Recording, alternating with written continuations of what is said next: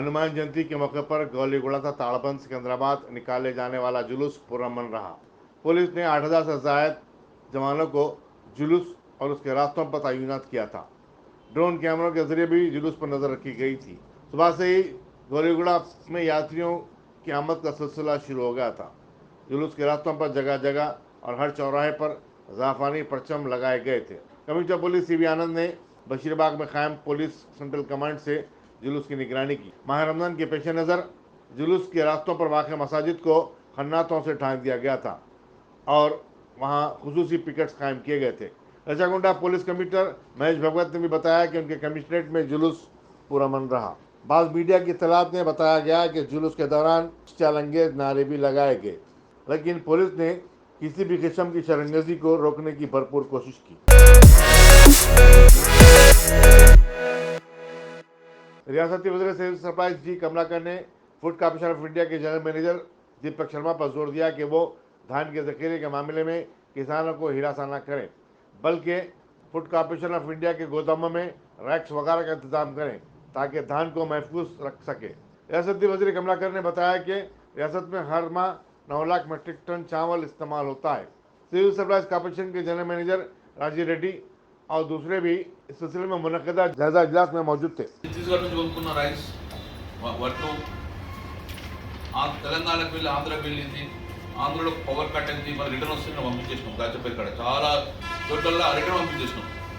Direct వచ్చేసాడు UPC కాడ కొంటామా లేకుంటే రైస్ కూడా దించేద్దామా, ఎంతో ఎన్రోల్మెంట్ అయిపోతుంది. టక్క టక్క ఇక్కడ కోతల షూరు కాకపో ఆల్మోస్ట్ 1,00,000 మెట్రిక్ టన్ దాన్ని అమ్ముడు పోతుండే.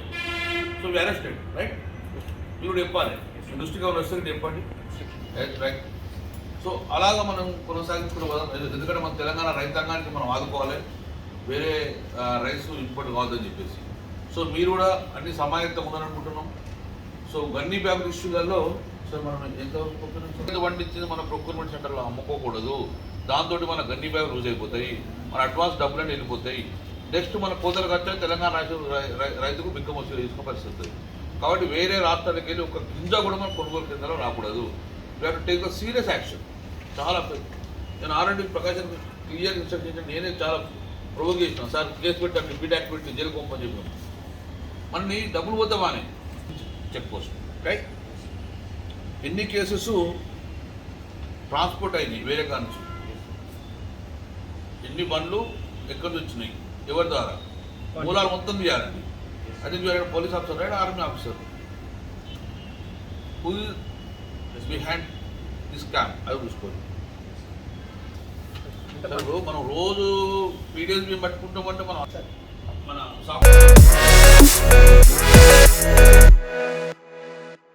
तेलंगाना प्रदेश कांग्रेस कमेटी का आमिला का इजलास गांधी भवन में सदर प्रदेश कांग्रेस कमेटी और रुकन पार्लियामेंट रेवंत रेड्डी की ज़ेर सदारत मुनक़िद हुआ। इजलास में कई अहम उमूर के अलावा साबिक़ सदर कांग्रेस राहुल गांधी के मौजूदा दौरे वरंगल पर बातचीत की गई। पीएससी के कायदीन, साबिक़ वज़रा और अहम लीडर्स भी इस इजलास में शरीक थे।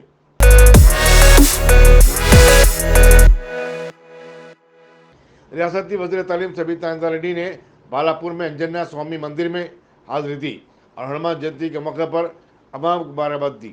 उन्होंने कहा कि हिंदू मुस्लिम त्योहारों का एक साथ मनाना हैदराबाद की तहजीब है और इसकी कदीम रिवायत को बरकरार रखना हर शहरी का फरीज़ा है। उन्होंने जुलूसियों पर अमन की बरकरारी की ज़रूरत पर जोर दिया। इस मौके पर बंदंगना पेट के mayor ji Narasimha Reddy, deputy mayor Ibrahim Shakir, youth leader Karthik Reddy और दूसरे भी मौजूद थे।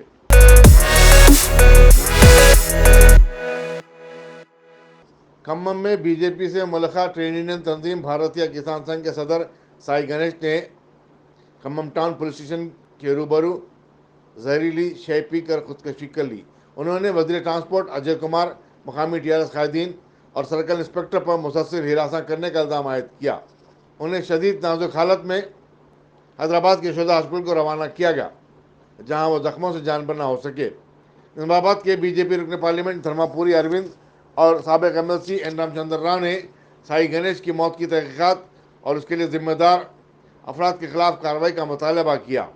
उन्होंने कहा कि वो चीफ मिनिस्टर के चंद्रशेखर राव से मुतालबा करते हैं कि वज़ीर ट्रांसपोर्ट अजय कुमार को काबीना से फौरी बरतरफ कर दें।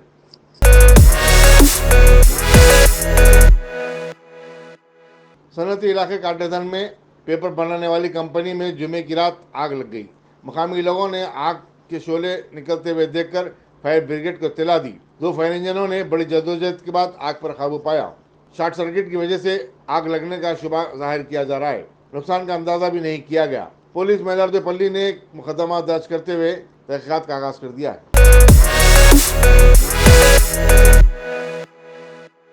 जिले मेडसल के उप्पल असम्बली इलाके में हनुमान जयंती के सिलसिले में हाउसिंग बोर्ड कॉलोनी बीरपेट में अंजना स्वामी मंदिर में खुसूसी पूजा हुई। बाद बजरंग दल युवा सेना की तरफ से एक जुलूस निकाला गया। आरएसएस के लीडर गोपालचारी के अलावा उप्पल के टीआरएस रत्न असम्बली सुभाष रेड्डी, बीजेपी कायदीन पी रमेश, राम प्रदीप, संदीप यादव और जय प्रेमदास ने रैली से खिताब किया।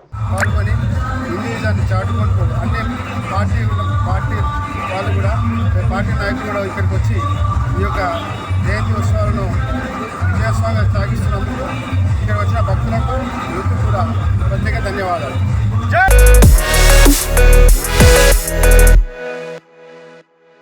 हजारों की हिरासनी से तंगाकर कामारेड्डी में एक शख्स संतोष ने अपनी मां पद्मा के हमरा खुद को जलाकर अपनी जान दे दी।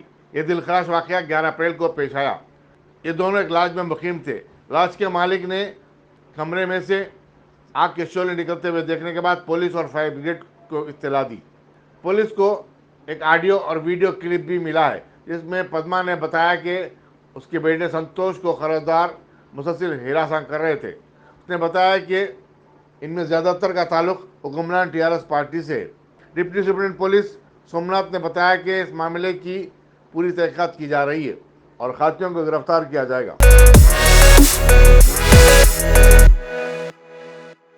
सियासी हिकमत मिली बनाने के लिए मशहूर प्रशांत किशोर ने कांग्रेस की उबूरी सदर सोनिया गांधी को 2024 के पार्लिमानी चुनाव का रोड मैप पेश किया।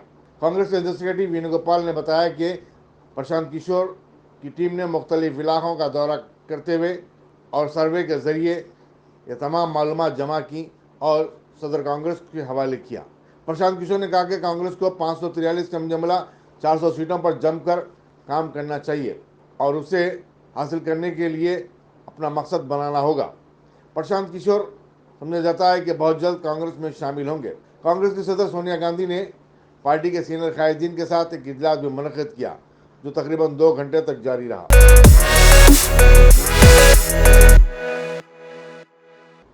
हनुमान जयंती के मौके पर विजय यात्रा का करमन घाट की मंदिर में खुसूसी पूजा के साथ आगाज हुआ। हजारों की तादाद में लोगों ने इसमें शिरकत की। बाद जुलूस बराए आईएस सदन सरूनगर ताड़बंद सिकंदराबाद के लिए रवाना हुआ। पुलिस ने जुलूस के लिए माकूल बंदोबस्त किए थे और आला अहदेदारों ने पुलिस भी और जुलूस के रास्तों पर मौजूद थे। कमिश्नर पुलिस रजगुंडा महेश भगवत ने जुलूस के आगाज पर मंदिर का दौरा किया।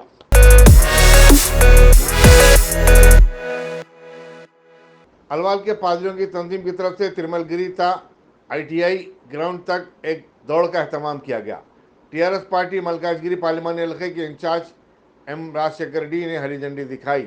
अलवाल के कॉरपोरेटर शांति श्रीनिवास रेड्डी, पादरियों की तंजीम के कायदीन David Sudhakar, Solomon, Michael David और दूसरे भी इस मौके पर मौजूद थे। Happy Easter. ఇవాళ తిరుమలగిరి నుంచి ఇక్కడ అల్వాల్ ITI గ్రౌండ్స్ వరకు రన్ ఫర్ జీసస్ అనే కార్యక్రమం చేపట్టడం జరిగింది। ఈ కార్యక్రమం అల్వాల్ పాస్టర్స్ ఫెలోషిప్ మెంబర్స్ అందరూ కూడా ఆర్గనైజ్ చేయడం జరిగింది।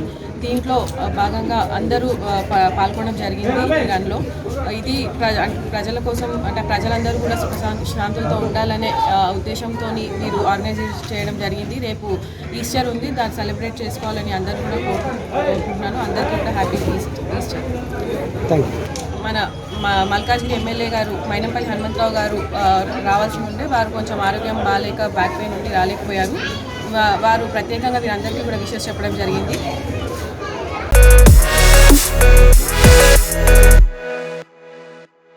हुकूमत पंजाब ने रियासत के अवाम को 1 जुलाई से 300 यूनिट तक मुफ्त बरक़ी सरबराह करने का ऐलान किया है।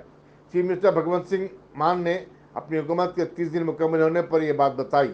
उन्होंने कहा कि आम आदमी पार्टी ने इंतखाबात के दौरान इस बात का वादा भी किया था, जो कि पूरा किया जा रहा है। उन्होंने 25,000 सरकारी जायदादों के लिए बहुत जल्द एलामिया जारी करने का भी तयक़ुन दिया। ਸਤਿ ਸ਼੍ਰੀ ਅਕਾਲ ਜੀ। ਮੈਂ ਤੁਹਾਡਾ ਆਪਣਾ ਭਗਵੰਤ ਮਾਨ। ਤੁਹਾਡੀ ਆਪਣੀ ਸਰਕਾਰ ਆਮ ਆਦਮੀ ਪਾਰਟੀ ਦੀ ਸਰਕਾਰ ਨੇ 1 ਮਹੀਨੇ ਦੇ ਵਿੱਚ ਇੰਨੇ ਜ਼ਿਆਦਾ ਕੰਮ ਕੀਤੇ ਨੇ ਕਿ ਸ਼ਾਇਦ ਇਤਿਹਾਸ ਦੇ ਵਿੱਚ ਇਸ ਤੋਂ ਪਹਿਲਾਂ ਕਿਸੇ ਸਰਕਾਰ ਨੇ ਨਾ ਕੀਤੇ ਹੋਣ। ਜਿਵੇਂ ਕਿ ਐਂਟੀ ਕਰਪਸ਼ਨ ਹੈਲਪਲਾਈਨ ਨੰਬਰ ਜਾਰੀ ਕੀਤਾ ਹੈ, ਬਿਨਾਂ ਰਿਸ਼ਵਤ ਤੋਂ ਲੋਕਾਂ ਦੇ ਕੰਮ ਹੋਣ ਲੱਗ ਪਏ। ਜਦੋਂ ਵੀ ਇਲੈਕਸ਼ਨ ਆਉਂਦੀ ਹੈ ਤਾਂ ਸਾਰੀਆਂ ਪਾਰਟੀਆਂ ਵਾਅਦੇ ਕਰਦੀਆਂ ਨੇ ਤੇ ਬਾਅਦ ਵਿੱਚ ਉਹ ਵਾਅਦੇ ਭੁੱਲ ਜਾਂਦੀਆਂ ਨੇ। ਸ਼੍ਰੀ ਅਰਵਿੰਦ ਕੇਜਰੀਵਾਲ ਜੀ ਤੇ ਮੈਂ ਉਹਨਾਂ ਦੇ ਨਾਲ ਹੁੰਦਾ ਸੀ। ਅਸੀਂ ਜੋ ਵਾਅਦੇ ਕੀਤੇ ਅਸੀਂ ਉਹਨਾਂ ਨੂੰ ਭੁੱਲਦੇ ਨਹੀਂ। ਸਾਨੂੰ ਇੱਕ ਇੱਕ ਵਾਅਦਾ ਯਾਦ ਹੈ ਤੇ ਅਸੀਂ ਉਹ ਵਾਅਦੇ ਜਿਹੜੇ ਨੇ ਉਹ ਪੂਰੇ ਕਰਾਂਗੇ। ਅੱਜ ਸਭ ਤੋਂ ਵੱਡੀ ਖੁਸ਼ਖਬਰੀ ਜਿਹੜੀ ਮੈਂ ਪੰਜਾਬੀਆਂ ਨੂੰ ਦੇਣ ਲੱਗਿਆ ਕਿ 1 ਜੁਲਾਈ 2022 ਤੋਂ, ਜੀ ਹਾਂ 1 ਜੁਲਾਈ 2022 ਤੋਂ ਪੰਜਾਬ ਦੇ ਹਰ ਪਰਿਵਾਰ ਨੂੰ 300 ਯੂਨਿਟ ਪਰ ਮੰਥ, ਯਾਨੀ ਕਿ 300 ਯੂਨਿਟ 1 ਮਹੀਨੇ ਦੀ ਫ੍ਰੀ ਬਿਜਲੀ ਮਿਲੂਗੀ ਤੇ 2 ਮਹੀਨਿਆਂ ਦਾ 600 ਯੂਨਿਟ ਹੋ ਗਿਆ। ਜਿਹੜੇ SC ਪਰਿਵਾਰ ਨੇ, BC ਪਰਿਵਾਰ ਨੇ, BPL ਪਰਿਵਾਰ ਨੇ ਜਾਂ ਫਰੀडम ਫਾਈਟਰ ਨੇ, ਉਹਨਾਂ ਨੂੰ ਪਹਿਲਾਂ 200 ਯੂਨਿਟ ਜਿਹੜਾ ਉਹ ਫ੍ਰੀ ਮਿਲਦੇ ਸੀ। ਹੁਣ ਉਹਨਾਂ ਨੂੰ ਵੀ 300 ਯੂਨਿਟ ਪਰ ਮੰਥ ਬਿਜਲੀ ਮਿਲੂਗੀ। ਜੇ ਉਹ 2 ਮਹੀਨਿਆਂ ਦੇ ਵਿੱਚ 600 ਤੋਂ ਉੱਪਰ ਬਿਜਲੀ ਇਸਤੇਮਾਲ ਕਰਦੇ ਨੇ, ਫਰਜ਼ ਕਰ ਲਓ 640 ਯੂਨਿਟ ਉਹਨਾਂ ਦੀ 2 ਮਹੀਨਿਆਂ ਦੇ ਵਿੱਚ ਬਿਜਲੀ ਇਸਤੇਮਾਲ ਹੋਗੀ ਜਾਂ 645 ਯੂਨਿਟ ਇਸਤੇਮਾਲ ਹੋਗੀ, ਤਾਂ ਉਹਨਾਂ ਨੂੰ ਸਿਰਫ 40 ਜਾਂ 45, 600 ਤੋਂ ਉੱਪਰ ਜਿੰਨੇ ਵੀ ਨੇ ਉਹਨਾਂ ਦਾ ਹੀ ਬਿੱਲ ਦੇਣਾ ਪਊਗਾ। ਤੇ ਬਾਕੀ ਜਿਹੜੇ ਸਰਦੇਪੁਰ ਦੇ ਪਰਿਵਾਰ ਨੇ ਉਹਨਾਂ ਨੂੰ ਬੇਨਤੀ ਮੈਂ ਕਰਦਾ, 600 ਯੂਨਿਟ ਉਹਨਾਂ ਨੂੰ ਵੀ ਮਿਲੂਗਾ, ਪਰ ਉਹ ਜੇ ਬਿਜਲੀ ਬਚਾ ਲੈਣ ਤਾਂ ਉਹਨਾਂ ਨੂੰ ਵੀ 600 ਯੂਨਿਟ ਤੋਂ ਉੱਪਰ ਜੇ ਨਹੀਂ ਬਿਜਲੀ ਇਸਤੇਮਾਲ ਹੁੰਦੀ ਤਾਂ ਕੋਈ ਬਿੱਲ ਨਹੀਂ ਆਊਗਾ। ਪਰ ਜੇ ਉਹ 600 ਯੂਨਿਟ ਤੋਂ ਵੱਧ ਇਸਤੇਮਾਲ ਕਰਨਗੇ ਤਾਂ ਫਿਰ ਪੂਰਾ ਬਿੱਲ ਆਊਗਾ। ਇੱਕ ਹੋਰ ਬਹੁਤ ਵੱਡੀ ਖੁਸ਼ਖਬਰੀ ਹੈ, ਜਿਨ੍ਹਾਂ ਪਰਿਵਾਰਾਂ ਕੋਲ 2 ਕਿਲੋਵਾਟ ਦਾ ਲੋਡ ਹੈ ਬਿਜਲੀ ਦਾ, ਉਹਨਾਂ ਸਾਰੇ ਪਰਿਵਾਰਾਂ ਦਾ 31 ਦਸੰਬਰ 2021 ਤੱਕ ਦਾ ਪੁਰਾਣਾ ਸਾਰਾ ਬਕਾਇਆ ਬਿੱਲ ਜਿਹੜਾ ਉਹ ਪੰਜਾਬ ਸਰਕਾਰ ਮਾਫ ਕਰਦੀ ਹੈ। ਕਈ ਥਾਵੇਂ ਅਫਵਾਹਾਂ ਫੈਲਾਈਆਂ ਜਾ ਰਹੀਆਂ ਨੇ, ਉਹਨਾਂ 'ਚ ਕੋਈ ਸੱਚ ਨਹੀਂ। ਜਿਹੜੀ ਕਿਸਾਨਾਂ ਨੂੰ ਖੇਤੀ ਵਾਸਤੇ ਬਿਜਲੀ ਮਿਲਦੀ ਹੈ ਸਬਸਿਡੀ, ਉਹ ਬਿਲਕੁਲ ਉਸੇ ਤਰ੍ਹਾਂ ਜਾਰੀ ਰਹੂਗੀ। ਤੇ ਜਿਹੜੀ ਕਮਰਸ਼ੀਅਲ ਤੇ ਉਦਯੋਗਿਕ, ਇੰਡਸਟਰੀਅਲ ਤੇ ਕਮਰਸ਼ੀਅਲ ਜਿਹੜੀ ਬਿਜਲੀ ਇਸਤੇਮਾਲ ਹੁੰਦੀ ਹੈ ਉਹਦੇ ਰੇਟਾਂ 'ਚ ਕੋਈ ਵਾਧਾ ਨਹੀਂ ਕੀਤਾ ਜਾਊਗਾ। ਸੋ ਸਾਡੀ ਜਿਹੜੀ ਸਕੀਮ ਹੈ, ਸਾਡਾ ਜਿਹੜਾ ਮਨ ਦੇ ਵਿੱਚ ਸਾਡੇ ਜਿਹੜੇ ਅੱਗੇ ਆਉਣ ਵਾਲੇ ਭਵਿੱਖ ਬਾਰੇ ਯੋਜਨਾਵਾਂ ਨੇ, ਉਹਦੇ ਵਿੱਚ ਇਹ ਹੈ ਕਿ ਅਸੀਂ 2-3 ਸਾਲਾਂ ਦੇ ਵਿੱਚ ਪੰਜਾਬ ਨੂੰ, ਹਰ ਪਿੰਡ ਨੂੰ, ਹਰ ਕਸਬੇ ਨੂੰ 24 ਘੰਟੇ ਬਿਜਲੀ ਦੇਵਾਂਗੇ ਤੇ ਸਭ ਤੋਂ ਵੱਧ ਸਸਤੀ ਬਿਜਲੀ, ਭਾਵੇਂ ਉਹ ਇੰਡਸਟਰੀਅਲ ਹੋਵੇ, ਭਾਵੇਂ ਕਮਰਸ਼ੀਅਲ ਹੋਵੇ, ਭਾਵੇਂ ਘਰੇਲੂ ਹੋਵੇ, ਉਹ ਪੂਰੇ ਦੇਸ਼ ਦੇ ਵਿੱਚ ਸਭ ਤੋਂ ਵੱਧ ਸਸਤੀ ਬਿਜਲੀ ਜਿਹੜੀ ਹੈ ਉਹ ਪੰਜਾਬ 'ਚ ਹੋਊਗੀ। ਇਹਨੂੰ ਅਸੀਂ ਜਲਦੀ ਲਾਗੂ ਕਰ ਦਿਆਂਗੇ। ਸ਼੍ਰੀ ਅਰਵਿੰਦ ਕੇਜਰੀਵਾਲ ਜੀ ਦੀ ਸਰਕਾਰ ਨੇ ਦਿੱਲੀ ਦੇ ਵਿੱਚ ਬਿਜਲੀ ਜਿਹੜੀ ਹੈ ਉਹ ਫ੍ਰੀ ਕਰਕੇ ਦਿਖਾਈ ਹੈ। ਇਸੇ ਕਰਕੇ ਅਸੀਂ ਉਹਨਾਂ ਕੋਲ ਸਲਾਹ ਵੀ ਲਈ ਹੈ ਔਰ ਸਾਡਾ ਪੰਜਾਬ ਨੂੰ ਰੰਗਲਾ ਪੰਜਾਬ ਬਣਾਉਣ ਦਾ ਇੱਕੋ ਹੀ ਮੰਤਰ ਹੈ ਕਿ ਜਿੱਥੋਂ ਵੀ ਚੰਗੀ ਚੀਜ਼ ਸਾਨੂੰ ਸਿੱਖਣ ਨੂੰ ਮਿਲੇ ਅਸੀਂ ਉੱਥੇ ਅਫਸਰ ਵੀ ਭੇਜਾਂਗੇ, ਆਪ ਵੀ ਜਾਵਾਂਗੇ, ਸਾਡੇ ਪ੍ਰਤੀਨਿਧੀ ਜਾਣਗੇ, ਤਾਂ ਕਿ ਅਸੀਂ ਪੰਜਾਬ ਨੂੰ ਦੁਬਾਰਾ ਪੰਜਾਬ ਬਣਾਉਣ ਦੇ ਵਿੱਚ ਉਹ ਚੰਗੀਆਂ ਸਕੀਮਾਂ ਪੰਜਾਬ ਦੇ ਵਿੱਚ ਵੀ ਲਾਗੂ ਕਰ ਸਕੀਏ। ਬਿਜਲੀ ਦੇ ਫ੍ਰੀ ਹੋਣ ਨਾਲ ਹਰੇਕ ਪਰਿਵਾਰ ਦੇ ਵਿੱਚ ਬੱਚਤ ਹੋਊਗੀ, ਪੈਸਿਆਂ ਦੀ ਬੱਚਤ ਹੋਊਗੀ। ਉਹ ਪੈਸੇ ਜਿਹੜੇ ਨੇ, ਜਿਹੜੇ ਬਚੇ ਨੇ, ਉਹਨਾਂ ਨਾਲ ਤੁਸੀਂ ਆਪਣੇ ਬੱਚਿਆਂ ਦੀ ਪੜ੍ਹਾਈ 'ਤੇ ਖਰਚਾ ਕਰ ਸਕਦੇ ਹੋ, ਰੋਜ਼ਮर्रा ਦੀਆਂ ਹੋਰ ਜ਼ਿੰਦਗੀਆਂ 'ਤੇ ਜਿਹੜੀਆਂ ਜ਼ਰੂਰਤਾਂ ਨੇ ਉਹਨਾਂ 'ਤੇ ਖਰਚਾ ਕਰ ਸਕਦੇ ਹੋ ਅਤੇ ਇਹਦੇ ਨਾਲ ਜ਼ਿੰਦਗੀ ਸੌਖੀ ਹੋਊਗੀ। ਅਤੇ ਆਮ ਆਦਮੀ ਪਾਰਟੀ ਇਹੀ ਵਾਅਦੇ ਕਰਕੇ ਆਈ ਸੀ। ਫਿਰ ਇੱਕ ਵਾਰੀ ਤੁਹਾਡੇ ਨਾਲ ਵਾਅਦਾ ਕਰਦੇ ਹਾਂ ਕਿ ਆਉਣ ਵਾਲੇ 5 ਸਾਲਾਂ 'ਚ ਅਸੀਂ ਇੱਕ ਵਾਅਦਾ ਪੂਰਾ ਕਰਾਂਗੇ।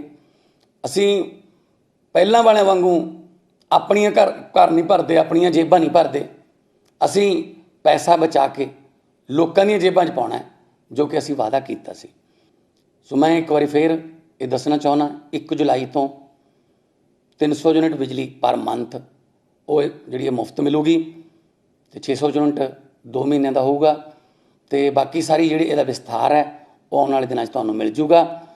ਅਤੇ ਅਸੀਂ ਸਾਰੇ ਮਿਲ ਕੇ ਤੁਹਾਡੇ ਸਹਿਯੋਗ ਨਾਲ ਪੰਜਾਬ ਨੂੰ ਦੁਬਾਰਾ ਰੰਗਲਾ ਪੰਜਾਬ ਬਣਾਉਣਾ ਹੈ। ਇਨਕਲਾਬ ਜ਼ਿੰਦਾਬਾਦ।